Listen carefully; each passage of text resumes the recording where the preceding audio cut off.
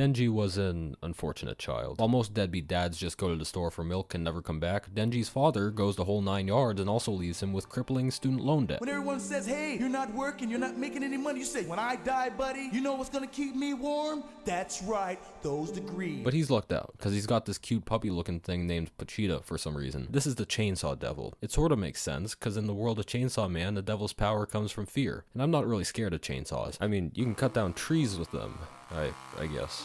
Maybe I'll get crushed by a log, I don't know. Point is, these two, they're chummy. So when Denji inevitably gets murked by the loan sharks, he's already got a contract with a power tool on legs. You can form contracts with devils for their power in exchange for all manner of things, but generally stuff like body parts or half your lifespan, stupid shit like that. In this particular contract, Pochita gives Denji his heart after he gets eviscerated, and with it, the ability to turn into a grotesque killing machine. In exchange, Denji must fulfill his dreams. Sounds lax. But also, this guy sold his testicles for debt relief. Now, we established earlier that Pochita, the Chainsaw Devil, might be all cute and cuddly since people aren't really scared of chainsaws, so I don't really know how we went from this to this.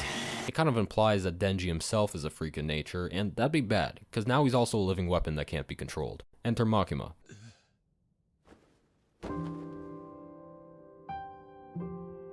Now this woman, she's a menace. See, Denji may be an unhinged, serrated teeth-having, cutthroat killing machine, but he's also pussy-starved. And this bitch on sight immediately gives him a hug. Phase 1, Denji's attached. Now offer him food and shelter if he joins me, but threaten to kill him if he doesn't.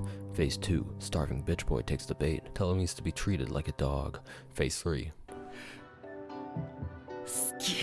Oh shit, he liked that too. Denji's loving all of this for some reason, and I mean, yes, behaving like an obedient animal means he can get a somewhat normal life with food, sleep, and positive attention from cute girls, but it also may be because Pochita, the dog-like creature, merged with him, giving him dog-like tendencies. But that'd be even more confusing, because I don't think dogs have anything to do with chainsaws. Am I just retarded or am I missing something here? Whatever, getting Denji under some form of control is probably a net positive for society at this point anyways. But also, this bitch is evil, at the very least manipulative as hell. But having leashed the hound, Makima introduces Denji to Special Division 4, a quirky ragtag team of devil hunters with no regard for their own well-being. It's the Suicide Squad. It's the fucking Suicide Squad. These guys are weird as hell. Anyways, this is Margaret Robbie, or Power. This is Power, the Blood Devil. Power is a simple creature, her two traits being an obsession with cats and also that she likes blood. Like, she really, really likes blood. It's kind of an issue. Basically, she loves killing things and drinking blood regardless of the source, but also cats are cool, so maybe she won't kill everyone with blunt force blood weapons.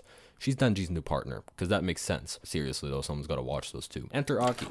Probably the only normal guy here. Aki's got a partner too, Himeno. I think that's how you pronounce it. I don't really know. I don't care, whatever. Himeno's a fan favorite. She's fun, she's cool, she cares about her partner and those around her. I can appreciate that.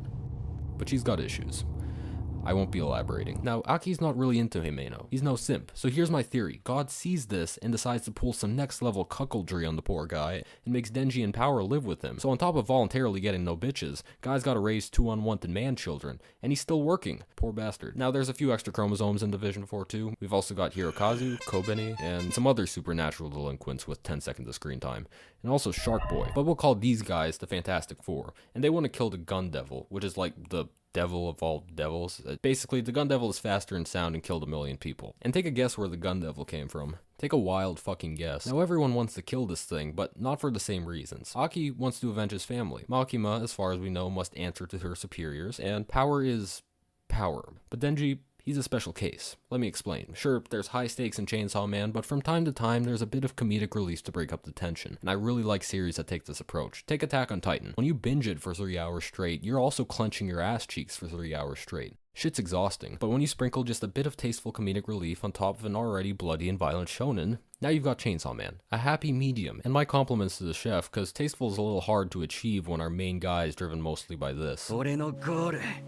それは胸だ。ナーコを悪魔から取り戻してくれたら、胸を揉ませてやると言ったらどうする？悪魔がよ。名前も知らねえあんたの唇には興味ないね。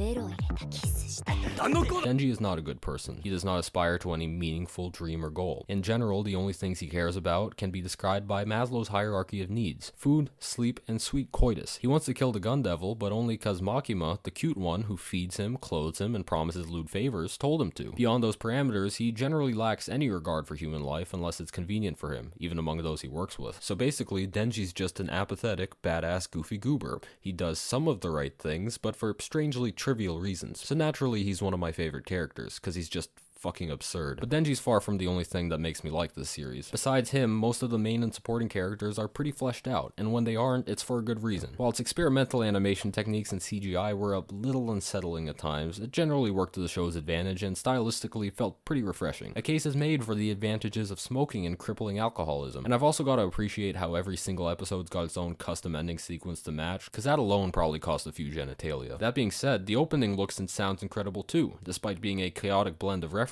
I don't understand at all. But I don't really feel left out, because that just makes it funny. Like, why did they just leave this part in low resolution? This was a deliberate choice. Why is this guy dancing? The fuck is his deal? What the fuck is Denji doing to that bowling ball? Wow, wow, wow, wow, wow, wow, wow, wow. プロ長いんだよ